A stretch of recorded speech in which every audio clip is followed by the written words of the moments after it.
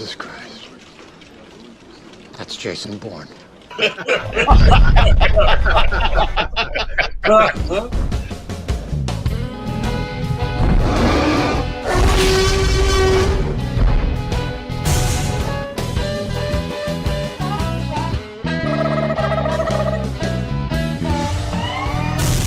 Broadcast. My neck bigger for Mike. Anyway, welcome to the Big Bad Broadcast, and we got some exciting news.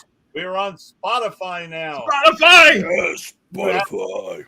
Stick, or if you have a Fire Stick, or just Roku on your TV or a smart TV. They got medicine for that if you got a Fire Stick now. Go, Come on, go to Spotify and make an account, and then search for the Big Bad Broadcast. Yes. And then you can watch this show on TV. It's like having our own TV network. Yeah. How exciting is that? TV wouldn't come to us, so we went to TV. All right. We made TV our home. Then now we're home on TV. And also, you can catch us on our website, which is www.thebbradio.com. No, and you BBB can also catch Radio. BBB Radio, but 3 B's for Big Bad Broadcast.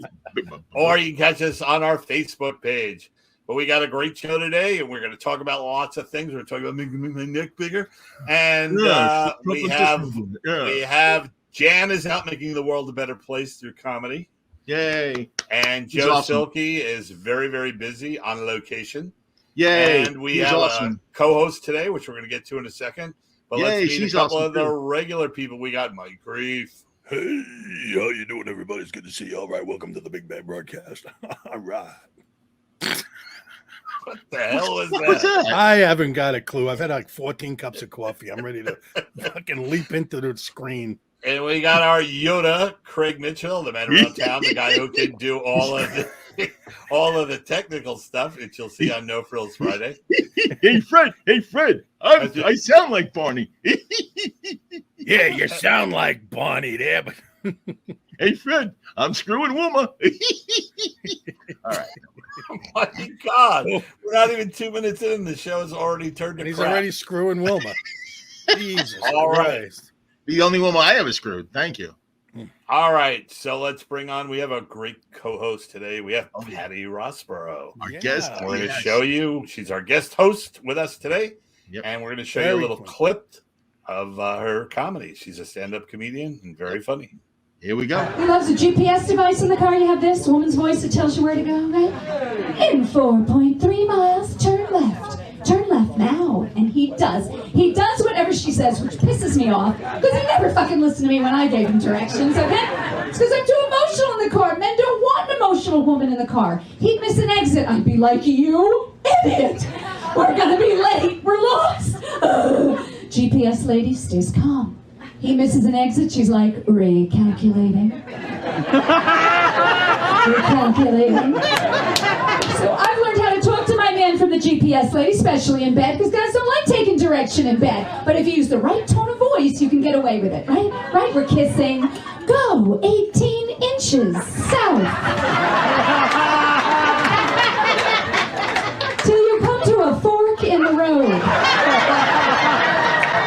In 2.3 seconds, enter tunnel. Enter tunnel now.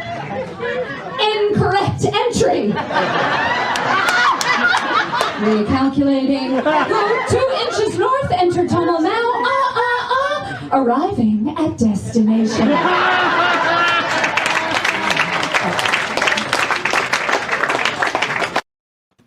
Patty Rosborogh! Oh my God, I can't stand watching myself.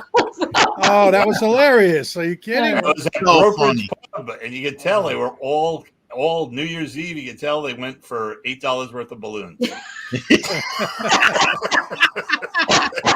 That is a great bit, man. I purposely have a man's voice on there because I just curse it out. I can't take You're right. I can't take directions from a woman. Nice. Turn left Really here. nice. Don't fucking tell me to turn left here.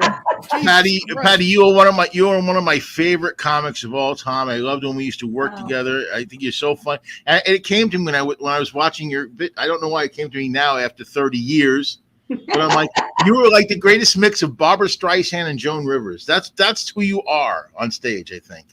You know what? Joan Rivers, I loved so much when she used to take over for Johnny Carson. If they'd like announce it the night before, and Right. I don't even know how old I was. It was in high school, whatever the hell I was.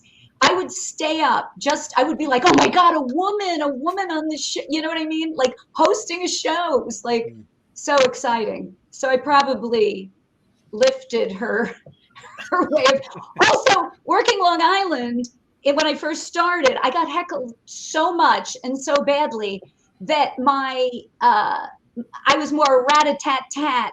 Now the girls do talk quieter. I mean, they can take pauses. But back then, if you took a pause, it's like, bend over, take off your shirt. So I would just keep talking fast. And that was just Mike. If I had a nickel for all the times that happened to me.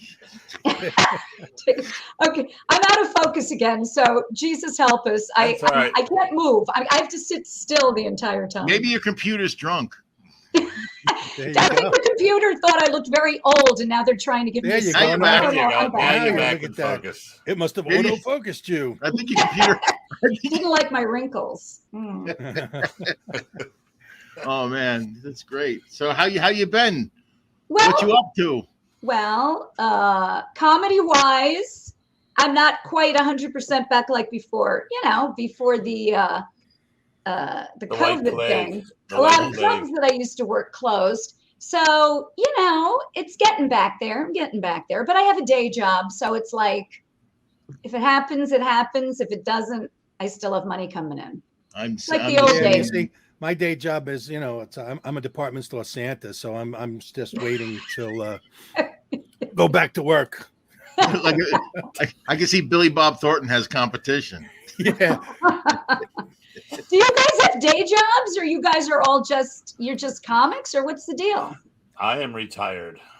You're retired from No, I still work when I want to work, but basically, yeah. I mean, I'm an old man.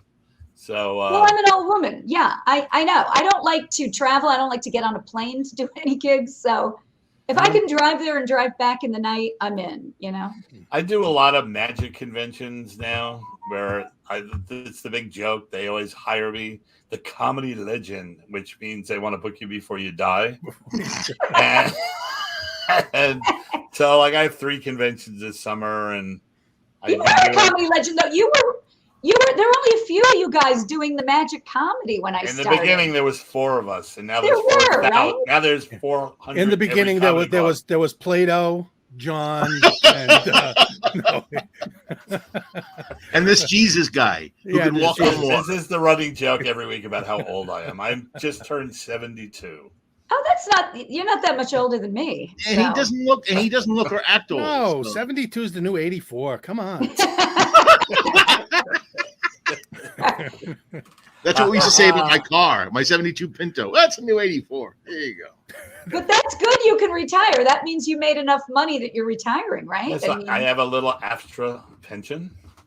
Oh. And, he's comfortable. He's very comfortable. And the life's good. All right, very good. Very good. I have a rich daughter and son. And I can't tell you about my day job, because I'm giving you plausible deniability. Yeah, it also involves a shovel and a pick, right, Mike? Yeah, well, sometimes, Yeah, I'm semi-retired, but I have a comedy cooking show, and I have this going on, and I do drive rideshare, so I can pay my rent, but I only have to do it 2, maybe 3 days a week. So it's semi-retired, I call it. I love the idea of rideshare, except I think for a girl, couldn't you be like murdered? Yeah, that's not. Yeah, I was just talking to a woman driver who I was driving. Yeah, it's scary for women. But as long as you get a good tip, I mean, come on. I might be too old to be raped at this point, but I was going through the woods with my daughter when she was in college, and we're walking the back way to get to her dorm room. And I'm like, I can't believe we're walking through these woods. This is horrifying. She goes, yeah, it's a shortcut. Don't worry about it. And I'm like, but, I'm afraid that, we could get like raped back here. And she just looks me up and down and she goes, She goes, I'm pretty sure the raping is all going to be happening to me. And you'll get a head start running out of the woods, That's Molly, right? Anna and my younger one. Yeah. Oh, okay. Well, isn't Molly doing comedy? Yeah. Molly's a comic. Molly Kornfeld with a K. Right. Like, follow her. You don't have to worry about following me. My social media blows, but my daughter actually puts content up like every day. You know, Wow. She had her Twitter. I worked with her father. I worked with Eric. Yes, Eric Kornfeld. So she knows all about social media? Oh my God, she won't help me. Craig, you're out. She knows. I'm out. You know about anti-social media. John thinks social media. John thinks social media is a communicable disease. It is. She puts the clips up. The clips have the little words underneath it. 5,000 views on Instagram. I have like 30 likes on Instagram. Yeah, I'm like the worst with, but she has things go viral on Twitter, 250,000. Well, only twice, but still. My biggest on Twitter was, again, I have about a 30 cap. So. Well, have her share the show. Have her share the show. Would she share the show for us? Would she share the show? Will she share our show? This show? Oh yeah. Well, I don't know if she'll do that, but she doesn't share my shit, so we'll see. No, Mike could get after that. Mike, do something. Where are you living now? I'm upstate New York. Whereabouts? Well, I don't say where because. Oh, okay. Yeah, because of the woods and all that stuff. She likes to walk in the backwoods. She shouldn't really tell people where she is. I mean, that sounded like the beginning of a bad movie right there. Me and my daughter are taking a shortcut through the woods. Well, I mean, you said you lived in Monticello. It's a huge place. That's like my dream come true. Yeah, we're taking a shortcut through the woods. All right. Yeah, and as long as it's not Mohawk, New York, as long as it's not that. Why Mohawk? Mohawk, because Gary Grant used to send me to gigs in Mohawk, and it was like going to the deep South, only with bigger belt buckles, man. It was and less teeth. It was horrifying. Those Gary Grant gigs they're brutal. Well, what did you expect? He was barely in show business. I know. I remember he canceled me on a gig the day of. It was a Friday. He goes, "Oh, sorry, I double booked. You got somebody, bigger and better." Cheaper. He goes, "Sorry about that. Blah blah blah." So I go, "You can't cancel me like the day of. I can't get anything." He goes, "Oh, sorry about that. Yeah, too bad." So I'm like, I called Tom and I go, "That's it. I'll never work for that guy again. Screw it." And I didn't even have that much work then. I'm like, I'm never working for him again. So like an hour later, Tom calls me up. He goes, "Oh, that guy canceled. He needs you again to close." I go, "Tell him to go fuck himself." Yeah. And Tom goes, "Don't be stupid. You'll never work for him again." I go, "I don't care. I don't care." Good for you. And he never used me again. And he always. Did you guys ever work for a guy named Irv Silverman? I know Irv. I had this gig, and it was Chuckles and Giggles or some shit. I forget where. I just remember that it's like he stopped paying the comics, and I didn't get paid. And I just remember calling him up, and I said, "Do me a favor." I said, "Take a look at my headshot." I said, "You want to pay me? You might want to screw the other comics, but you don't want to. You want to pay me." I swear to God, I had a check like 2 days later. Well, Gary Grant was one or two steps above Rick Morgan. He paid better than Rick.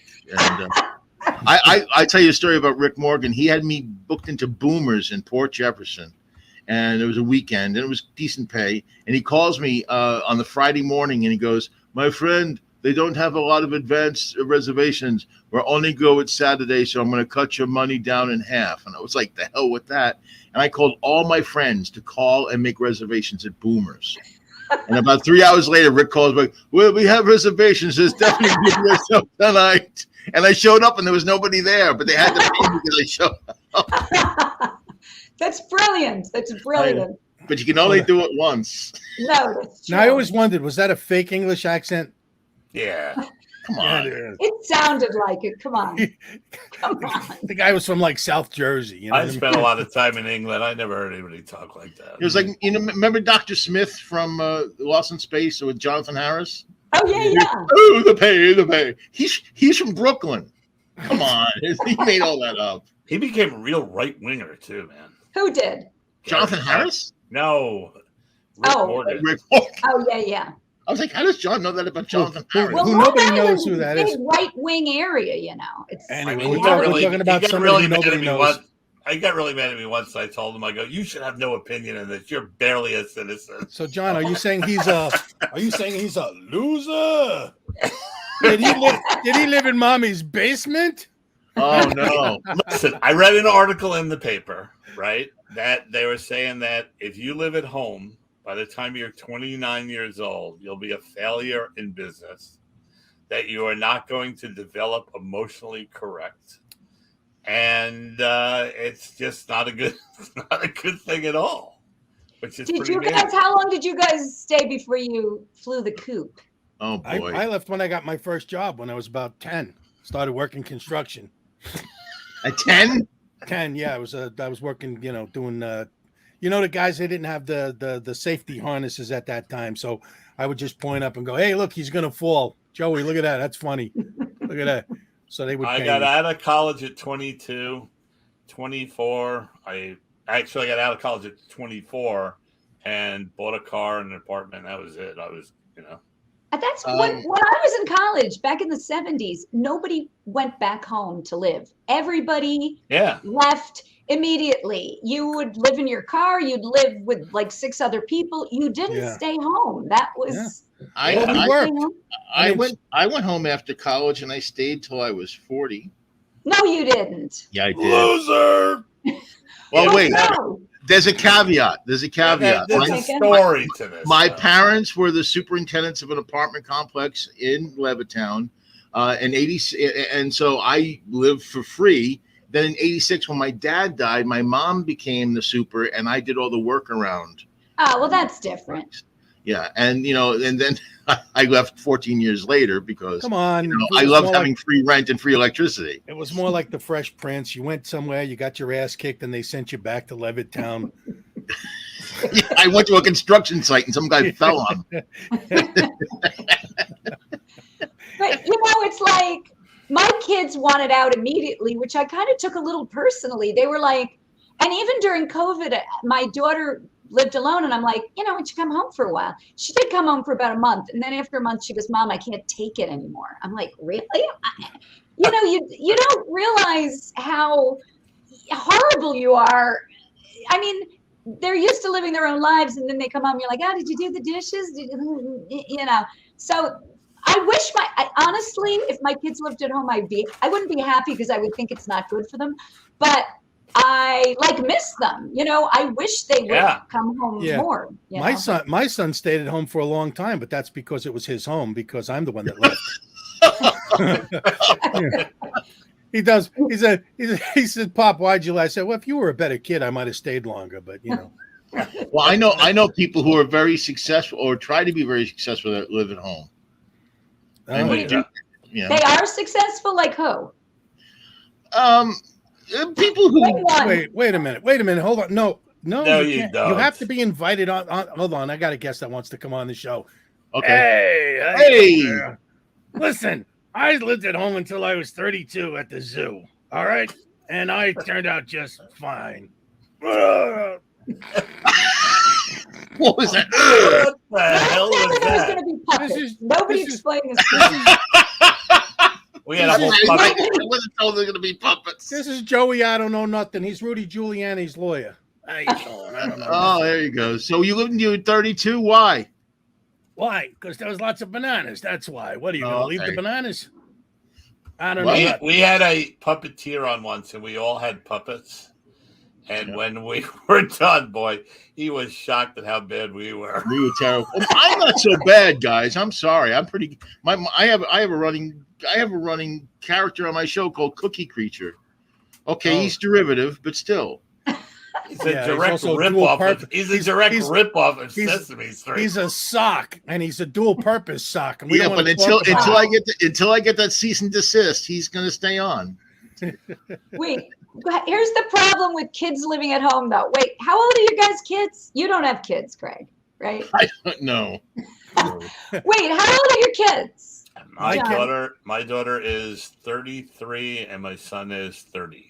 Okay. My son is 36. My daughter lives in London, New York, and my son lives in Austin, Texas. See, if they lived at home, like when you can't have sex in the house when yes, you can, especially with them. Correct? What? What are you kidding? Matter of fact, what are you doing? My son used to bring me home dates. What are you talking about? You can't. I used to bring home dates into my bedroom. I did. With your mother there? Yep. See, I can't even relax in the room. If my kids are in the house when they're no, it's out till they leave.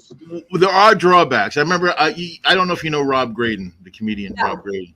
Well, Rob and I were hanging out in my room watching comedy or doing something.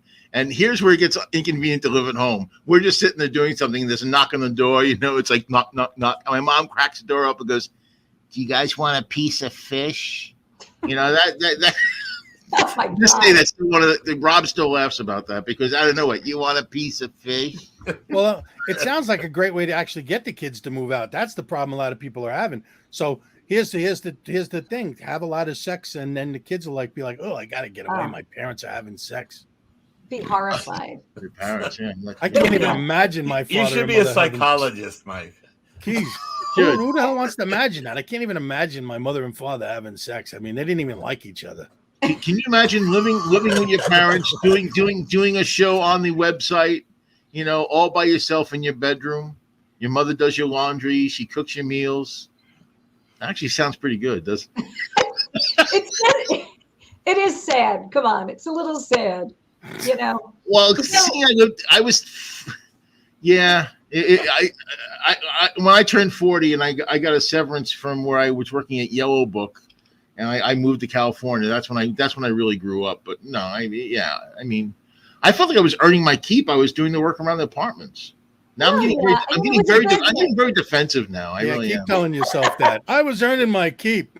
Well, I understand it. It's a business, so you kind of just got the free cooking and all that with the business. Yeah. And I was able to do comedy. What did you do for money? I worked at Yellow Book. I worked at Yellow Book they had an audio tech. You rifled through your mother's purse and stole. I did do that too. Rifled through it. You. So under the couch looking for spare change. I was making good money. His mother be like, "Where'd the cats go? He was going to cats go? I had to sell one of them this week." I bought a car with Penny and Coco. Come on. He was getting all the spare change from all the apartments he would go. Oh wow, the tips were great though at Christmas time though. We used to get over so much. The tips were great. You would get anyway, huh? What's a tip you're supposed to give for an apartment? I don't even know. We used to get. I think we had 80 units, and we would usually get about $1,500 in tips every Christmas. So anywhere from $5 to $20, sometimes 50, sometimes 100. Oh really? Oh. Yeah. Forget to I always tip waiters and whatever, but the mailman, I don't know. I made $900 in tips delivering New York Times in Plainview. You know, I don't tip my mailman, but my mailman's different every day. Everyone comes by, hey, here you go, Merry Christmas. Hey, who are you? My tip to the maintenance men and the mailman and all those people is to not assault them. That's my tip to you this year. To let them live. That's what I'm giving you. I'm giving you. I will not assault you this year. Another few years. My brother-in-law, Jeff Zabrowski, man, he tips everybody. He tips the garbage men so much that they actually bring his cans up and put them on the side of the house. Really? It would make a difference. I don't tip the garbage guy. I don't tip the mail guy. I mean, I used to. And then I'm sort of like, well, I don't know who these guys are. There's always a different truck and a different, I don't know. They don't tip us as comedians. Mm-hmm. Once in a while. Jeff Zabrowski tipped me as a comedian. He gave me $50 never do this again. You got tipped as a comedian? Yeah, Jeff gave me $50 and told me never to do it again. Right. And Mike, you got tipped? I've got tipped, yes. Matter of fact, I used to when they would not by club owners. I'm talking about no. You got tipped, John. I'm talking about that was people a in the mafia audience. guy. I've got tipped plenty of times by people, like if there was bachelor parties and they'd come in, here's like $100 or whatever, they will come and hang out with us and make a, and so whatever. I'd forgive. I got tipped a bunch. See, the problem is I did bachelorette parties and women can be cheap. Yes. Especially rich women. And you go there and they're like trying to get you to go down on the price, go down. And you get to the place. And that's so familiar. Get women to go down. A sculpture in them. And I'm like, this bitch has spent more money on her cake than on me. And then they want you there at the beginning so that you're not setting everything up so you're there for like 5 hours. You get the shitty money and they still don't tip. The time I would get tipped is if I did like an Italian backyard party. The Italians would always tip me, those guys. Yeah. The blue collar guys always would give you, not a big tip. The best thing about an Italian tip, though, it's always like a state secret. It's So like, like hey, a how you doing? hand- You gotta yeah, slide don't in. let Don't let anybody Everything's see it. putting Yeah. out like that. Get Kinda yourself shake your something head. nice. There How you you go. doing? There's a little I something for you. did a stand up show in Sag Harbor as Santa Claus, and they gave me like $100 tip. For Santa Claus, that's pretty. I was just a Santa You know- Claus. I was doing comedy as Santa. It was. You know it what was you cool. say? You know, it's so funny because before I started doing comedy, I used to do like kids' birthday parties and stuff. Right. And it was very funny because I had an ad in the newspaper and people would come and they'd call me. And I was pretty successful at it. But the problem was, like you said, I'd get a call from people. They go, how much is it? And it would be like $100. And I'd get there and I'd pull up and I go, man, these people can't really afford $100. You know what I mean? It's like you just looked at the house and the whole thing. And the guy was out there helping me move my stuff in the house. And then he'd give you a tip on top of it, you know? Yeah. And then you'd get a call to go to like Sag Harbor. And the guy would like chint you down on the money. You Right. get there. They wanted you to be the babysitter. Never Right. gave you a tip. You had to fend for yourself. And it was like ridiculous. Rich It's like, people suck. yeah. I did a gig on Park Avenue, okay? And I walked in and I was in their little teeny dining room. It was all these rich women with facelifts. And the husband, literally, the guy who booked me, he's this little old, small man. His wife's like 20 years younger than him, but she's still old. And he literally stood like right here the whole time I did my jokes. I keep turning around. I'm like, you have to be here because I'm fine. I'm just enjoying the show. But he was like looming behind my head. And no tip from this asshole. And his whole house has all this unbelievable artwork. And I'm like, oh, wow, your artwork. And he's telling me all about the artist. They had gone down on the price on me, no tip. And when I had to take the speaker and my boom thing and whatever, didn't fucking help me. He just goes, here's the elevator, stood by the elevator. I'm carrying all this shit in my arms. And that asshole wouldn't go, let me walk you down to your car. Yeah. Let me at least get you in the elevator. I'm like having to make 2 trips because I'm bringing down. I'm sorry. Now I'm moving too much in my goddamn thing. Well, you know, so he stood behind you. He stood behind you while you're doing your stand up. While I did my show, like Trump did with Hillary in that debate. That's exactly how it was. I'll be It back was in so 2 creepy. seconds. Oh, the dog is barking. His dog is barking. Yeah, his dog. That means he's about to beat up another delivery He's person. gonna get a little delivery. He does it. You'll hear. You'll hear the fight. You'll hear it if you listen. All right, this isn't recalculating. Recalculating. That's such a funny There it word. is. There it goes. Recalculating. Okay, I'm gonna not move this time. When I Yeah. get animated, the damn thing goes up. I think I need a new camera. What do you I think? used to find that all the time though with those shows. When the more money they had, the cheaper they were. That is, it's so frustrating. It's a shame, but he'll be delicious tonight for dinner. The dog or the delivery guy you just beat up? Both. Oh my What god. kind of dog you have? What's your dog? He's a little long-haired dachshund. His name is Dude. I didn't know they Dude. made him in long hair. Yeah. Oh, he's the cutest. It's just an adorable little, They're extensions, is what they are, right? I've never seen one. I didn't know they did that with that breed. That's interesting. All right. I don't know if they did that, but it's a popular. Actually, he's a mix. He's a Chiweenie, they call him. I think he's part Chihuahua and part long-haired dachshund. But Chiweenie? Chiweenie, yes. Is your dog fictional? I'm just asking. I'm just curious. Chiweenie? So He's an weenie. Oscar Mayer weenie. No, So weenie. he's the dude, man. Dude. I My love Chihuahuas. My daughter has a Chihuahua. They're the sweetest dogs. I mean, they bark a lot and they hate other dogs, but And they we still shake. love them. They shake all the time, too. Well, my Shake. dog does the only Shake. Mine quality. doesn't shake. Hers doesn't shake. Good. But it My- shits well- all the time. It'll shit anywhere, like Oh. in the house. Yeah. If you feed them, they So shit. am They I. tend to do that. Yeah. I'm the same way. I used to have a Chihuahua. My daughter's Chihuahua. My daughter trained it to hit the bell by the door to go out to the bathroom. So every Oh, time cool. she take the dog out, because it would like go under the bed, and she was cleaning the bed when there were like 20 poos under the bed. So she's Wow. like, okay, you're gonna hit the. So she taught the dog to hit the bell, and so she'd have it hit the bell to go out, and she goes.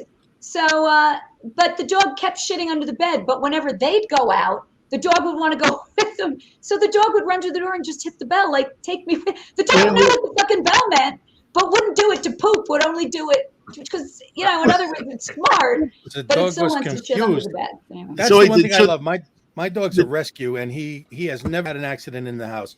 Really? And when we went to the pound to get him, I could tell that this dog, somebody must have trained him, because if you go to the pound, there's hundreds of dogs, and well, he's totally antisocial for one thing, but you see all the dogs and they shit by where their bed, they shit it. This dog, you tell he only outside and whatever. Right. So I knew that there was something, and but he totally, how when you go to the pound too, all the dogs, they come up and they all like, hey, how you doing? How you doing? And they're all happy. And they talk.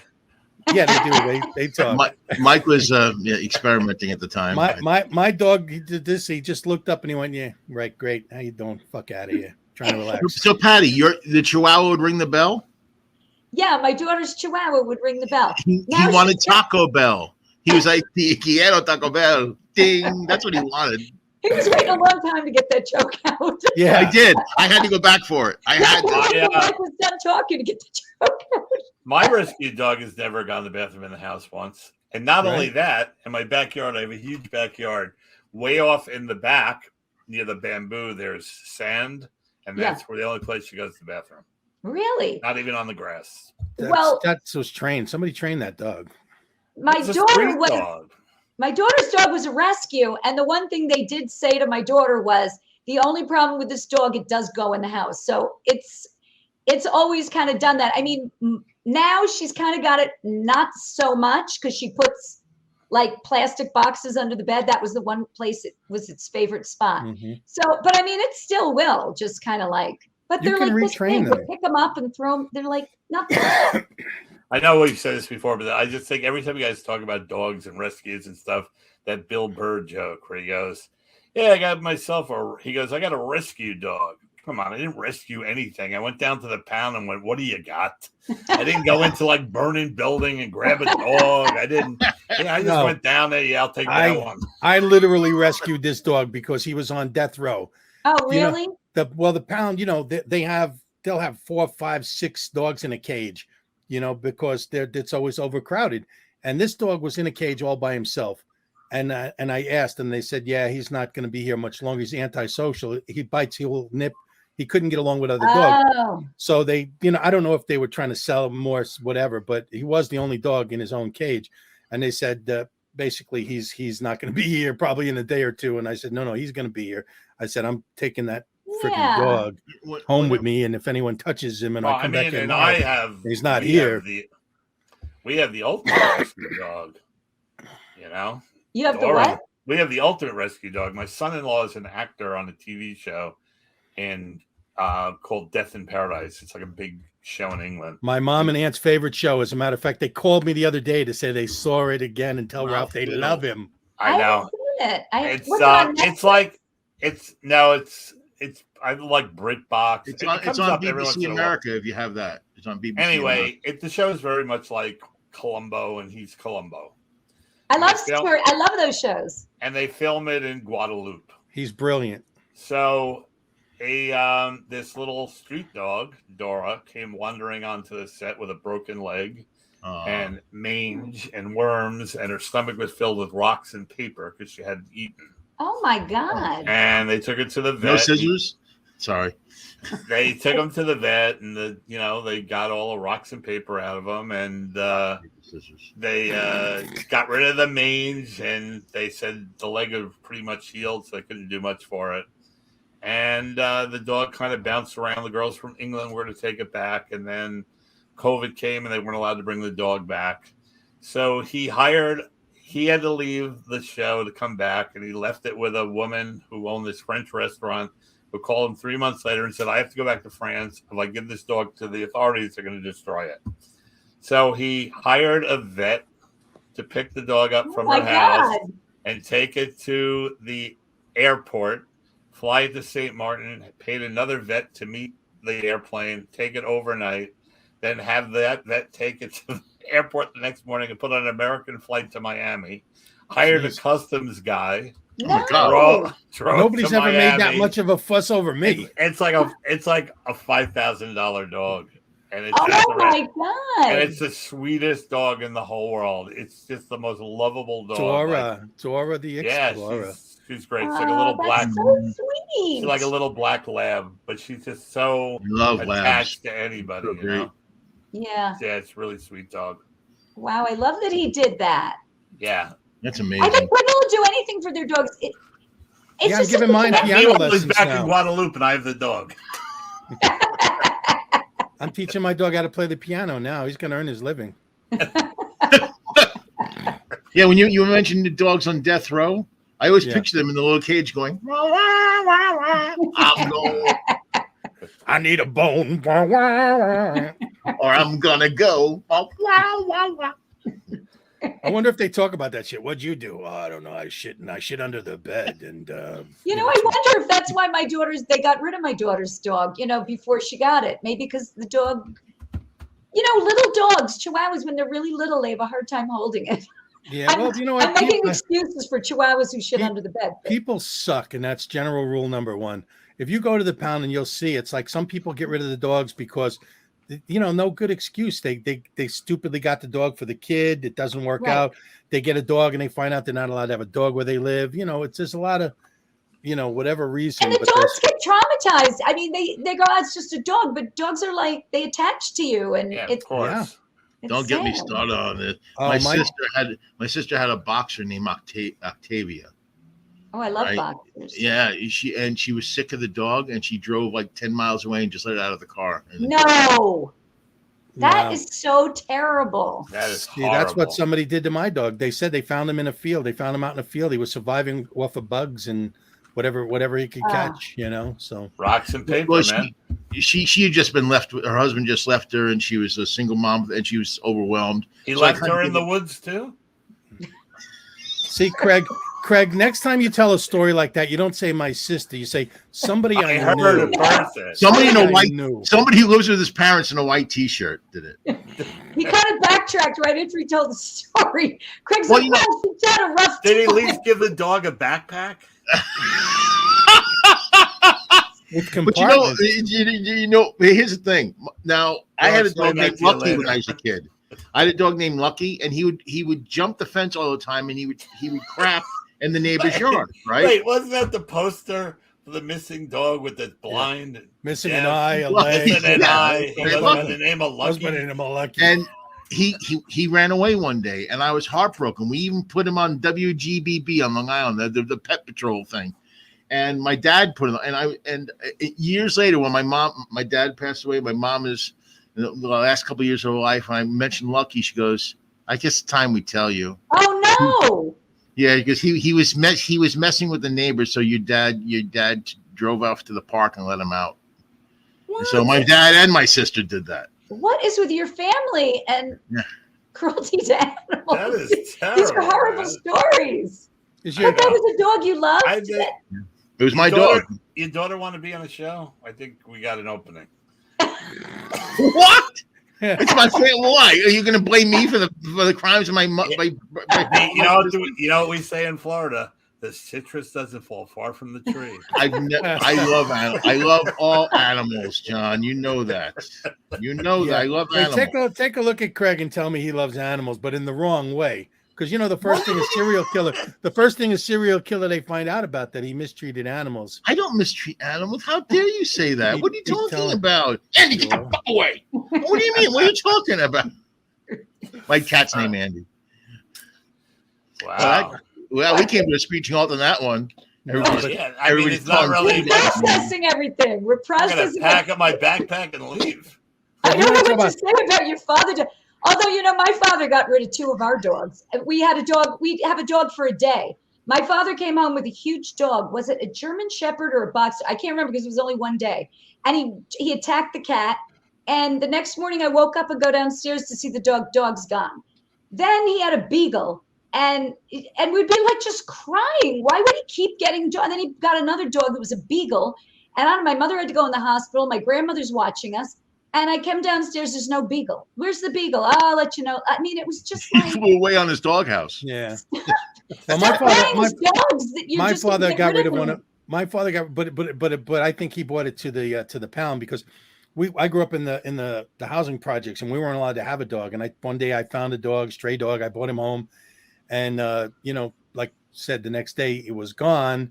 And I'm sure, my father wouldn't have. I know he was a strange guy, but I'm sure he wouldn't have just released it. They brought him He to probably- the farm upstate. Yeah, well, that's what it's what my wife always says. They She had a always dog. say. The same thing when she had a dog that looked like the dog on the Gravy Train commercial. Right. So her family they got rid of her dog, and that's what they told them that they sent him to Hollywood, and he's an actor now, and so they told her her dog was the one on the Gravy. So to this day, I think she actually believes that her dog was that dog on the Gravy. Now that she's older, she wants to know where his after tricks are. Yeah. See, we never know where the show's going to go, do we? We never know. Never. What were we going to talk about? I don't even remember.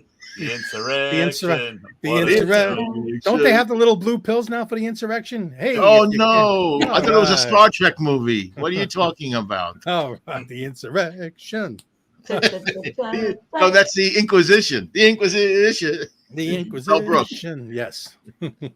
Well, all I can say about the insurrection is, man, you got to watch that stuff on TV because you can't write anything that crazy. It's, you know what, as shocked as I am about it, like as it was, when I saw that insurrection happening in time, my husband wasn't working and I walk into the room and he's in the other room watching it. I go, what the fuck is this? Why aren't they stopping these people? Like, and I'm just standing there so helpless. I go, yeah. Where are the police? Where are the guns?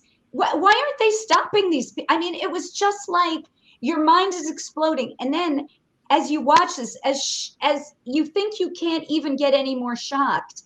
Right. And you are just, it is unbelievable. It's unfucking believable. You know what the sad thing is that if that was like a Black Lives Matters or something like that, they would have been shooting them long before they ever got into the Capitol. Yeah, that's true. And it would have, and if they would have started shooting some of those people as they were charging in, they would have stopped. Well, you know, They this woman kept piling in. What was her? Ashley Babbitt, who got shot. Yeah. Oh yeah. All right. So, you know, you got that crazy Marjorie Taylor Greene saying she was gunned down. And the FBI guy goes, no, someone was coming through a window with a backpack on a day. We had no idea what was in that backpack. It could have been a bomb. We found pipe bombs that morning. Besides, they were holding the guns on her saying, stop, or we're going to shoot. Right. You know, it's you know, I keep watching it and it gets worse and worse and worse. But my concern is watching the testimony is if the DOJ doesn't act, nothing's going to happen. You know what, though? It's a sad day. I do feel bad for a lot of the people who were brainwashed into doing what they did, because it is a mob mentality. It's a crowd mentality. If you're only exposed to the news from a certain point of view, you start believing that. Right. And if I believed that somebody was stealing my government and doing all that, I would be angry and I would probably go do something crazy too. But you know what? So you have to blame the people at the top. You have to blame the freaking Fox News and Trump and Rupert Murdoch. Yeah. What bothers me is when they're interviewing these people that were part of the insurrection that went in and stormed the Capitol, and they go like this. They go, well, you know, Trump did so much for us that when he needed our help, we were going to be there. What did he do for you? They were in it 100% behind him. Gave you your racist attitude a voice? One of the guys who testified a couple of days ago, I don't remember who he is. I'm sorry, I don't know the name, but he testified and basically said that, you know, he disagreed with the election was just. There was no evidence of any kind of tampering or any kind of cheating, and he said that in opposition to what Trump was claiming. And then he does that testimony. Then he's interviewed in the paper, and he goes, "Yeah, all that. I'd still vote for Trump again." I know. Well, you want to know what's to blame? They're hypnotized. Listen, hypnotized. It's a cult. You got to go back to reality TV. Reality TV is to blame for all of this. The dumbing down of America for all these years. You know, it started the watching Honey Boo Boo, and if there was no Honey Boo Boo, there'd be no, you know, the Housewives of the, and then there'd be no The Apprentice. And if there's no Apprentice, they made up this phony character of Donald Trump, who was a successful businessman, because the real Donald Trump is a failure. Father left him how many millions of dollars, and the guy bankrupts casinos. And he went through $350 million in the first 4 years of trying to start businesses. So they get it's all loans now. It's all out in loans. It's not like he's not cash, whatever the word is. You know, we have this guy on TikTok called Mr. Global.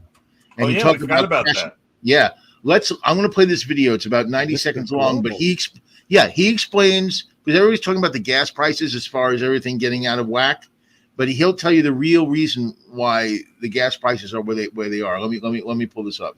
Here you go. My name is Mr. Global, and I am a globally recognized expert in the oil and gas industry. So the current supply and demand issues all around the world are not manufactured by oil companies.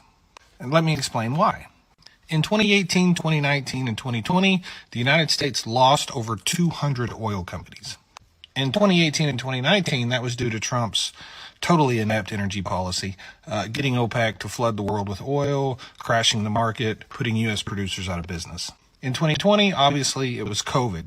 So in addition to losing over 200 oil companies, we also lost 4 refineries in 2020 when COVID hit. That reduced our refining capacity in the United States by 1 million barrels a day. So when the vaccine rollout was very successful, the vaccine worked, demand skyrocketed around the world, literally in a very short amount of time, that caused a lot of the crunch we're seeing right now. It takes years to increase production in the United States. That is the nature of our business. We have unconventional wells here. This is not like the Middle East where you can just open a valve and get more oil. None of that adds up to this supply-demand disruption is manufactured by the oil companies. No, it doesn't. Now, you can make the argument that it's manufactured by Donald Trump's OPEC 2020 deal. That caused OPEC to drastically reduce production for 2 full years, way overshooting the vaccine. That deal set the stage for today's gas prices. Wow. Well, I mean, I have to agree with a lot of it, but also you can't tell me they're not price gouging. Oh, they are. That They're too. record profits. Yeah. In all fairness, he did say that Joe Biden's measures aren't exactly spot on either. He was kind of bipartisan there, but the main impetus is the ineptitude of this guy that everybody's kissing his ass. I don't understand. He caused COVID to kill 500,000 people by turning his back on it, and now we're paying $7 a gallon for gas. Because twice that amount of people. It's almost 1 million people. Well, at the time when we listen, truthfully, COVID was going to kill. I mean, it killed more people because of him. But if he would have told people wear a mask, take this seriously, less people would have died. But COVID was going to kill a lot of people anyway. Well, it's true, but he didn't help. He didn't do anything. That's why he was cutting the oil production, because he figured there wouldn't be as many people.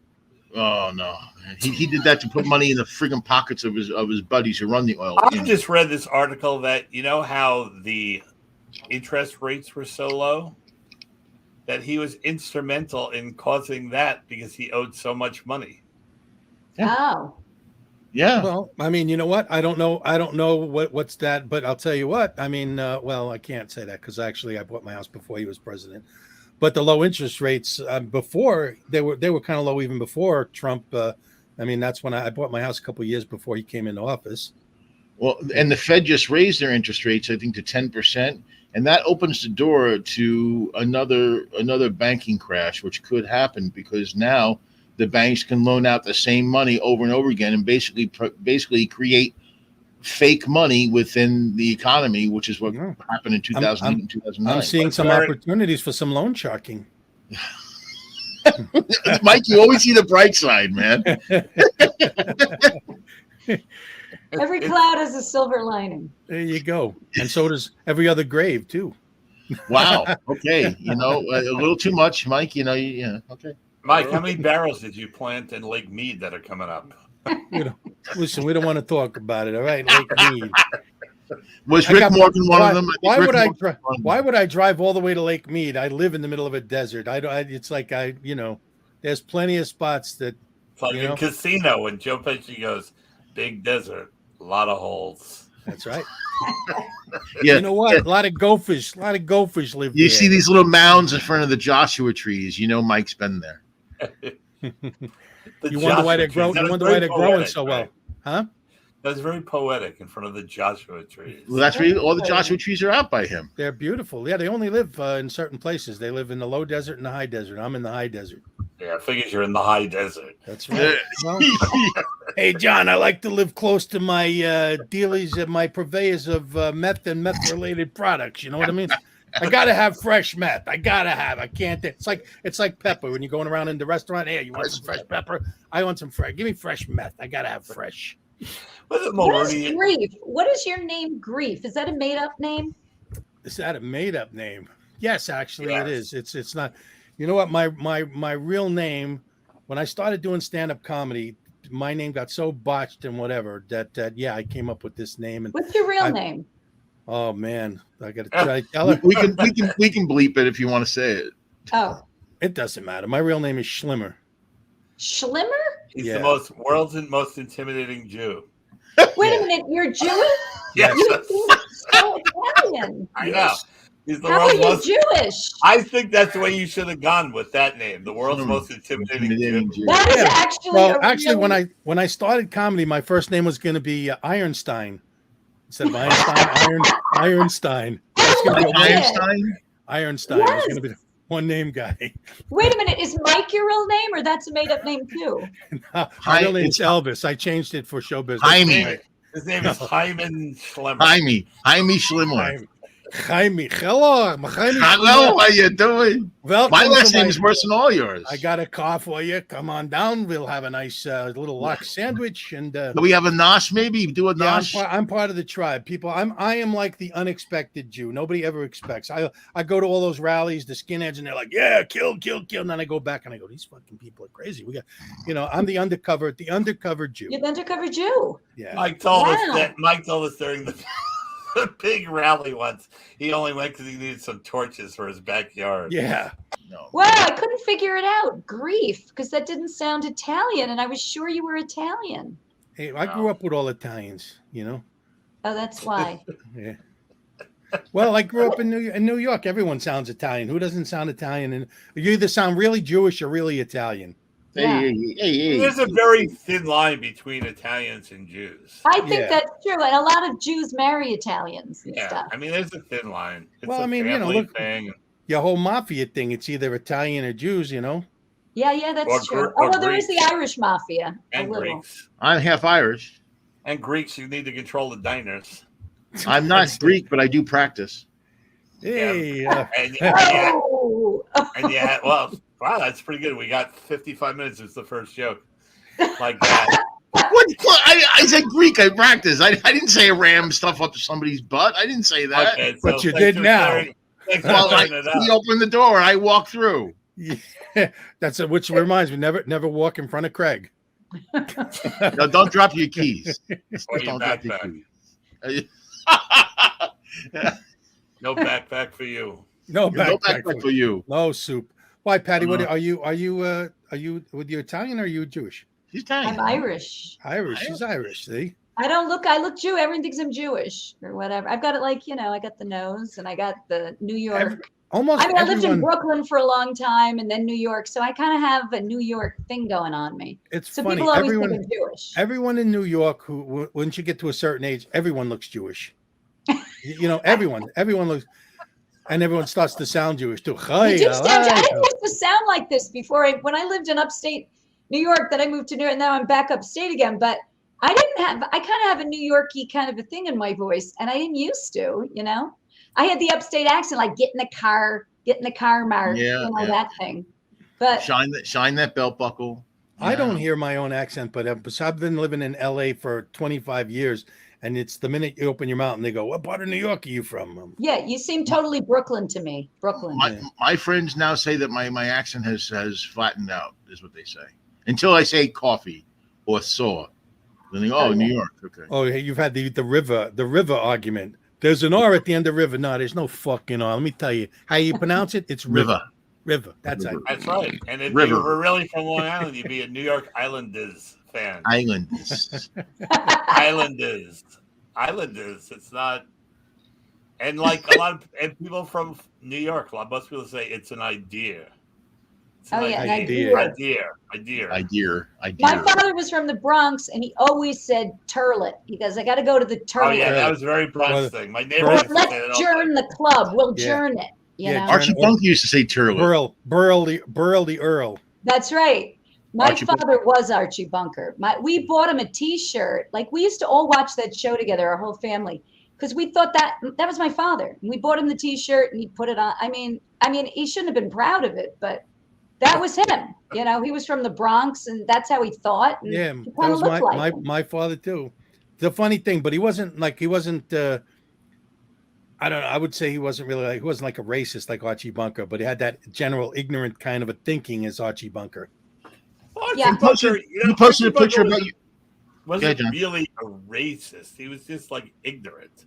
Right. Yeah, my father wasn't racist. My father grew up in the Bronx. So, like, he would tell me, he'd go, you know, when you go visit your grandmother, this is what you do. And he had a newspaper. Well, this is what he did. He had a newspaper when it was the D train. But this was back in you got to remember, the 70s Bronx was like the worst place. I worked in the Bronx in the 70s at Kobe Hospital. It's a little different now. Yeah. But he used to sit on the train with a newspaper, and he had a switchblade.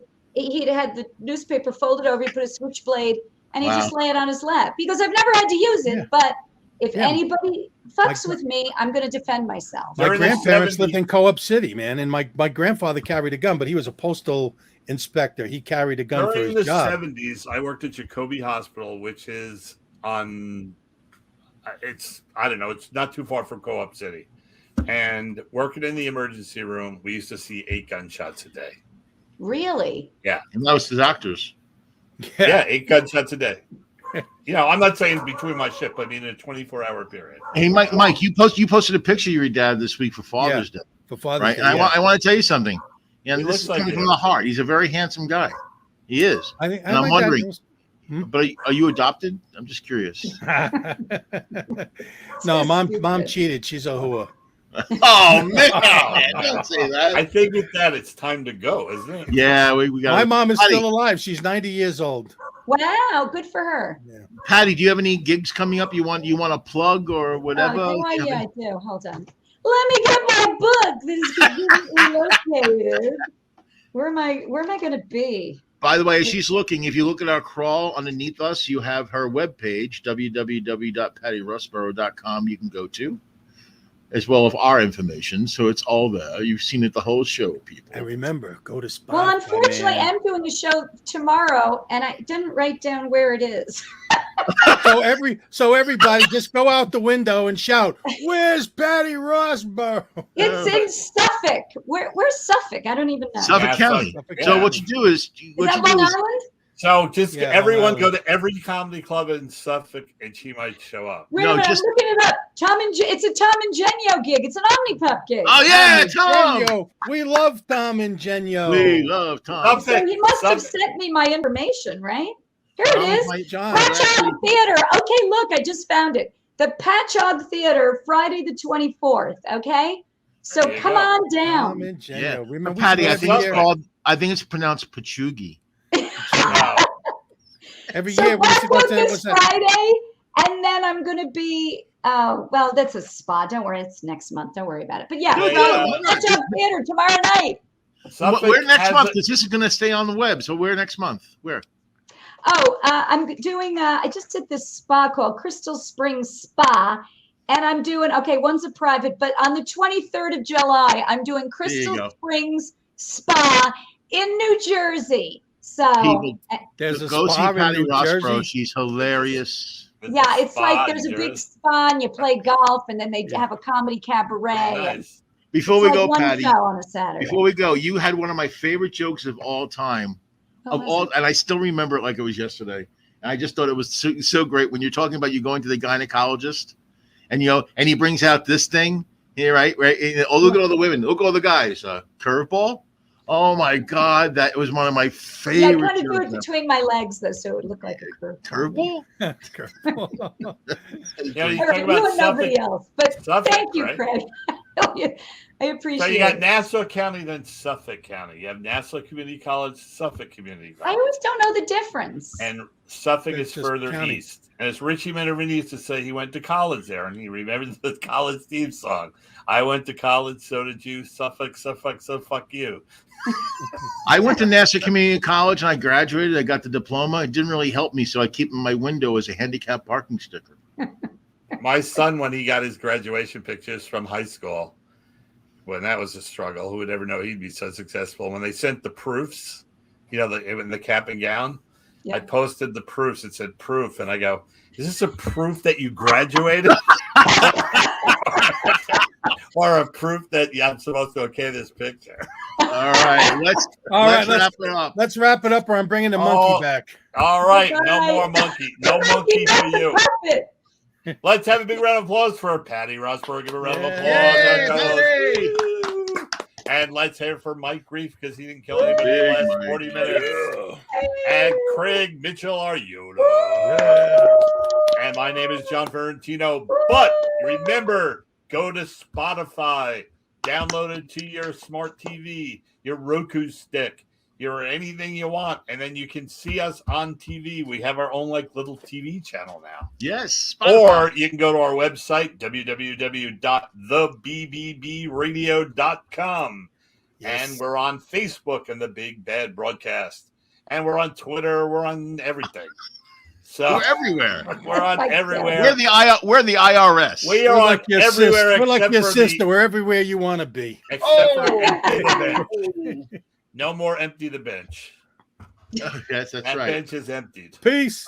We've emptied it. See you later. Bye-bye. Bye. Thank you.